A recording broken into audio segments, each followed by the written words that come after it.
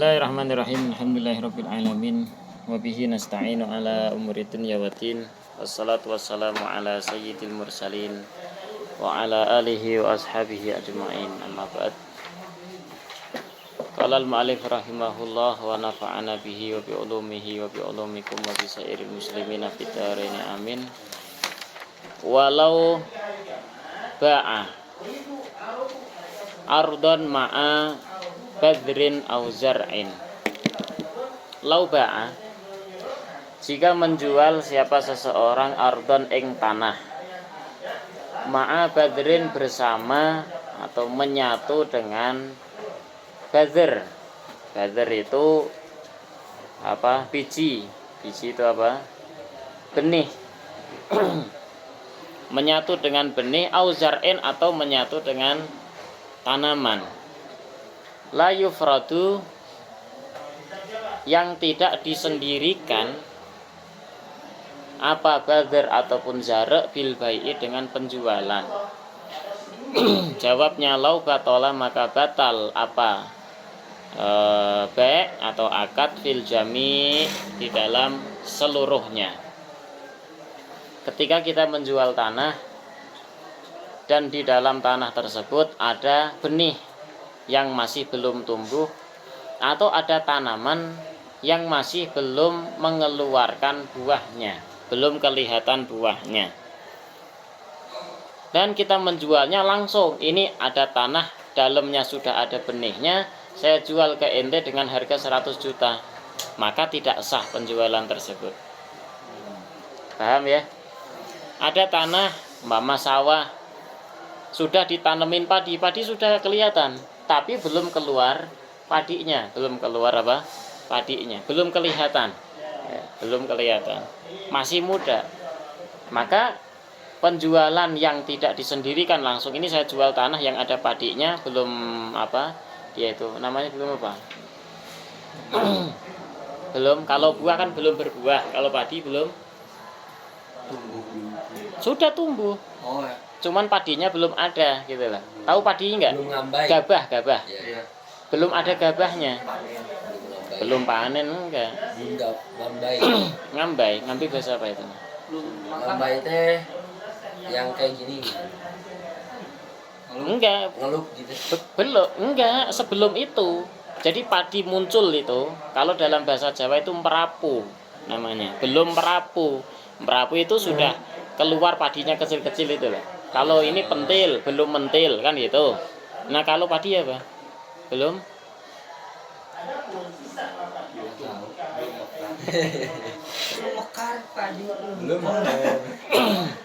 Itulah dalam bahasa Jawa itu belum merapu. Belum kelihatan ada padinya. Nah, nanti kalau udah kelihatan, udah tua, nah baru dia itu apa? Nah, itu baru. Ya. Maka ketika penjualan tersebut langsung sekali tidak sah. Kenapa enggak sah? Karena tidak bisa dibagi. Ini yang untuk tanah berapa, yang untuk padi atau benih berapa. Kan nanti namanya kalau umpama ternyata padinya itu enggak pada mati gimana? Kan rugi itu yang beli, kan gitu. Makanya harus ada yang namanya ada istilah itu dalam bai'. Ada istilahnya tasfik, tafrikus safqah, kan gitu. Ada istilah tafrikus safqah. Nah, kalau tidak dihargai per satu tanah sekian, terus tanamannya sekian, bagaimana bisa mentafrik, memisahkan? Tidak bisa. Gitu. Maka semuanya menjadi akadnya sendiri itu sudah batal, tidak boleh. Wakilah. Dan dikatakan fil ardi kaulani, dalam penjualan tanah sah dan tidaknya itu ada dua kaul, ada yang mengatakan sah dan ada yang mengatakan tidak sah. Tapi kalau untuk yang tanaman atau untuk yang benih itu jelas tidak sah. Jadi harus dihargai. Ini tanahnya saya hargai 50 juta, benihnya saya hargai 50 juta. Harus seperti itu dalam akadnya. Maksudnya dalam penjualan tanah yang berpendapat itu yang mana? Ini kalau yang tanah yang tidak sah itu adalah untuk yang benih dan zar' saja. Untuk yang tanah nanti ada yang mengatakan tetap sah karena tanah itu jelas gitu. Ada yang mengatakan ya tidak sah juga gitu maksudnya. Paham?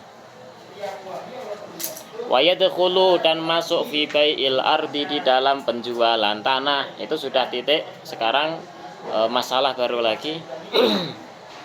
Wa yadkhulu dan masuk fi bai'il ardi di dalam penjualan tanah. Ketika kita ngejual tanah, apa yang ikut kejual di sana? Maka yang pertama adalah al-hijaratu. Fa'il dari yadkhulu apa al-hijaratu? Batu al-makhluqatu yang tercipta apa hijarah fiha di dalam aret. Dunal madfunati tidak batu yang sengaja ditanam. Ini tanah ini sebelah atau tanah sini juga sama. Ketika kita gali ke bawah ada batunya enggak? Ada, batu keras-keras. Nah, batu keras banget. Maka itu batu ketika ini kita beli tanahnya, batu yang di dalam tanah milik siapa? Milik penjual. Penjual, pembeli. Ya, milik pembeli. Karena itu batu namanya hijarah makhluqah yang memang sudah tertanam di sana, tercipta gitu. Beda halnya kalau saya punya tanah, kemudian saya beli batu, batunya saya tanam di dalam situ.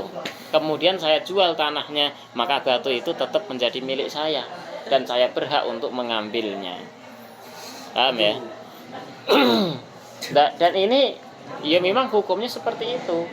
Gitu ya, karena itu batu dari awal memang milik saya. Itu maksudnya.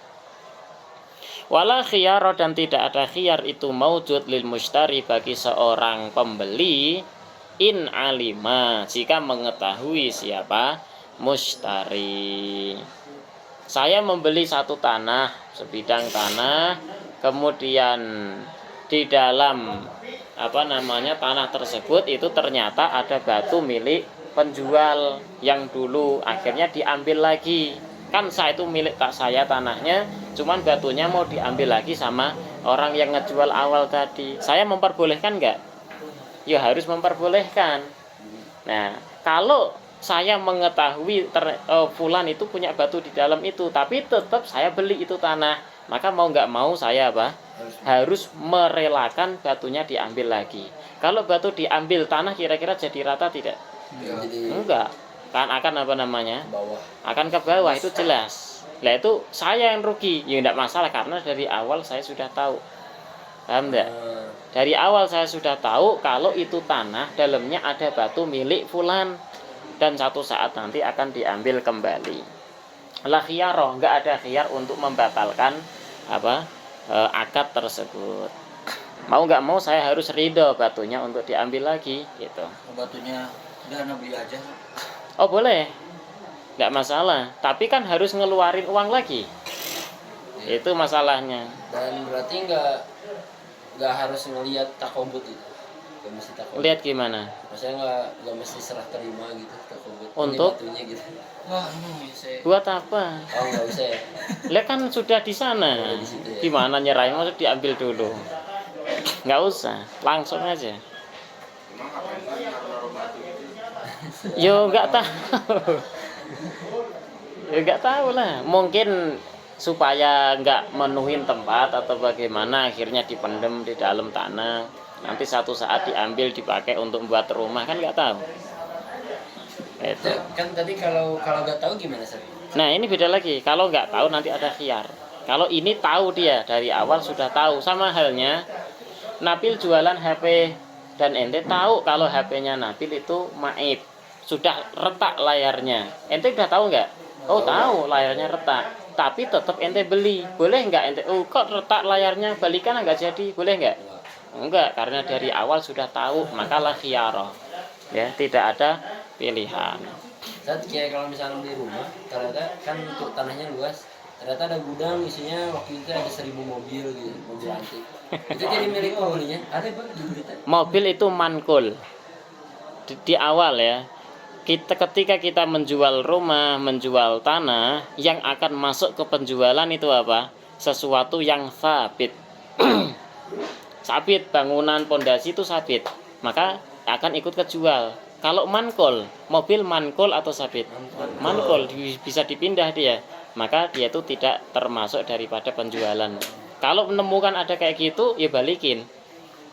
Kasusnya kan itu tuh tanah yang dijual pemerintah Hmm.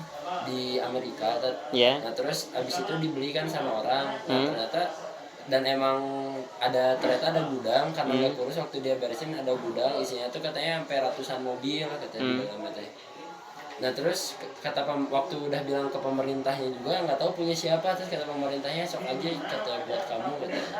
Kalau itu memang sudah dari penjualnya, tetap kita harus mencari pemiliknya. Tetap nggak bisa ya. Nggak bisa. Walaupun bilangnya buat kamu aja gitu. Kan bukan milik dia. Bukan. Ini meja milik siapa toh? Milik Nabil. Bukan.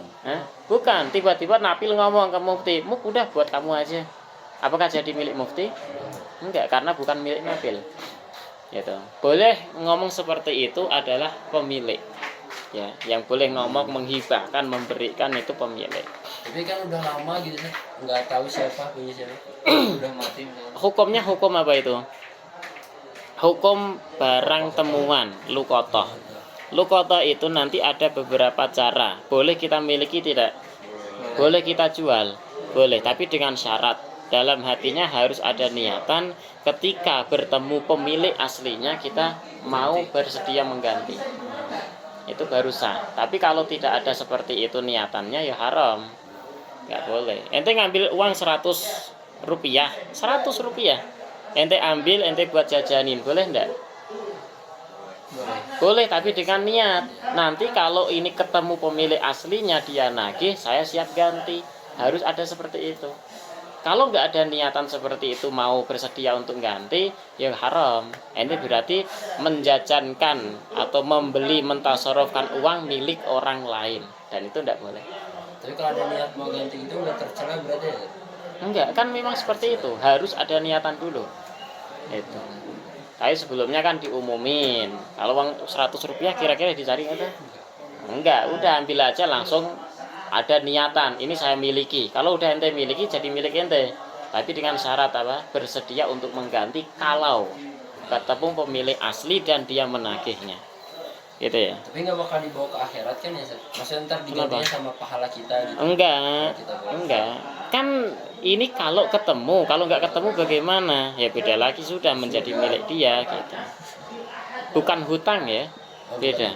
Bukan. Hutang itu kita tahu siapa yang menghutangi kita. Nah masalahnya lukoto kita nggak tahu. Ini milik siapa kita nggak tahu. Gitu. Wayal zamu dan wajib al-bai'a ing penjual apa anak lu memindahkannya. Memindahkan apa? Batu yang ada di dalam tanah. Nabil punya tanah, di dalam tanah itu ada batu milik Nabil, batu yang ditanam sengaja milik Nabil. Kemudian dibeli oleh Aldi, maka Aldi sebelumnya sudah tahu kalau di dalam tanah tersebut ada beberapa batu milik Nabil. Tetap dia beli, ya, tetap apa? Dibeli. Maka Aldi harus siap untuk menerima konsekuensinya. Apa itu? Tanahnya akan ambles gara-gara batu diambil oleh pemilik asli Nabil. Dan wajib setelah tanah itu dijual ke Aldi, sudah menjadi milik Aldi, si Nabil wajib memindahkan batunya. Wajib hukumnya, karena itu bukan tanah Nabil lagi, ya, maka harus diambil batu Nabil.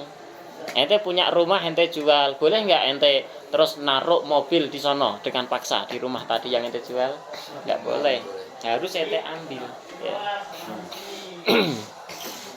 Wakada, nah ini tadi wakada, dan itu begitu juga wajib untuk apa namanya? Wakada, dan itu begitu juga la khiyaro, tidak ada pilihan bagi seorang mustari in jahila, tidak ketika tidak tahu atau tidak tahu siapa mustari, walam yadurro, ada syarat berikutnya, walam yadurro, dan tidak memadoroti apa kol uha, mengambil hijaroh. Tadi kan ketika Aldi tahu itu tanah ternyata ada batu milik Nabil. Oh, kalau tetap saya beli, maka itu nanti batu ketika diambil tanah akan ambles, kan gitu. Sudah tahu kan konsekuensinya. Nah sekarang kalau Aldi sebelumnya belum pernah tahu kalau di dalam tanah ada batu milik Nabil, bagaimana? Maka tetap sama, si Aldi tidak ada khiyar nanti ketika batu diambil. Tapi nggak ada khiyarnya kapan? Ketika batu sudah diambil, tanahnya masih tetap rata, tidak ambles. Maka si Aldi nggak ada khiyar, karena mau diambil batunya, tidak diambil batunya, ada batunya ataupun tidak, tanah masih tetap seperti itu. Paham tidak? Tanahnya tidak berubah. Nah masalahnya wa indoro bagaimana? Ketika tanahnya ternyata ambles, memadoroti kepada tanah, falahu maka itu bagi mustari al khiyaru, adapun khiyar. Ternyata setelah diambil batunya si tanah jadi ambles, jadi acak-acakan, maka Aldi barulah ada khiyar. Paham tidak?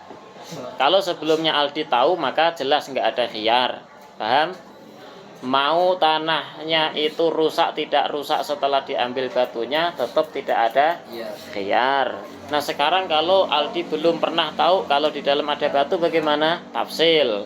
Setelah diambil batunya, tanahnya masih tetap seperti itu, maka nggak ada khiyar. Kalau setelah diambil batunya, tanahnya rusak, ambles dan lain sebagainya, maka baru di sana ada khiyar. Paham? Ini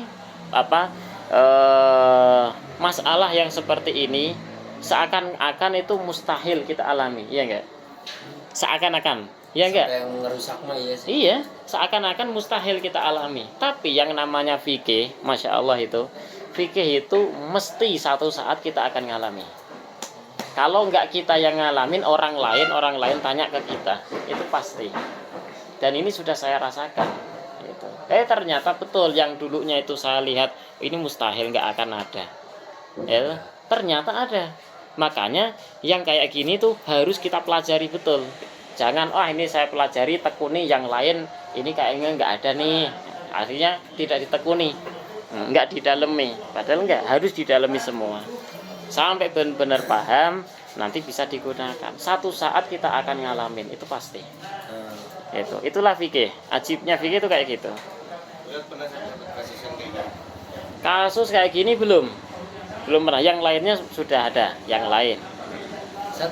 Termasuk hijaratul makhlukah itu termasuk ini nggak? Misalnya kita beli rumah, terus ternyata penjualnya itu dulu membuat lemarinya tuh dibuat itu di dalam rumah gede gitu. Itu kan lemari milik penjual.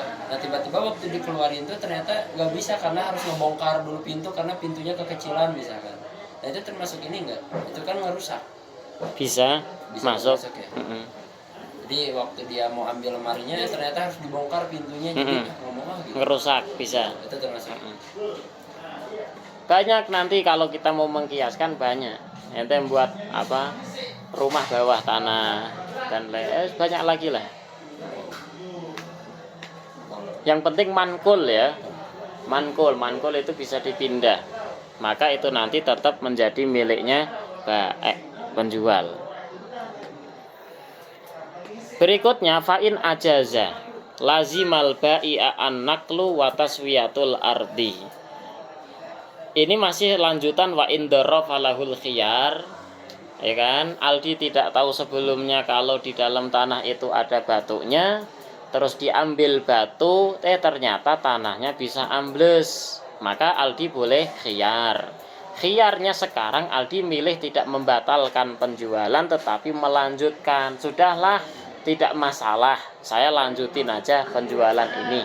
Paham? Fa'in ajaza itu lazima maka wajib al-bai'a ing an-naqlu memindahkan batu watas wiyatul ardi dan wajib juga meratakan tanah.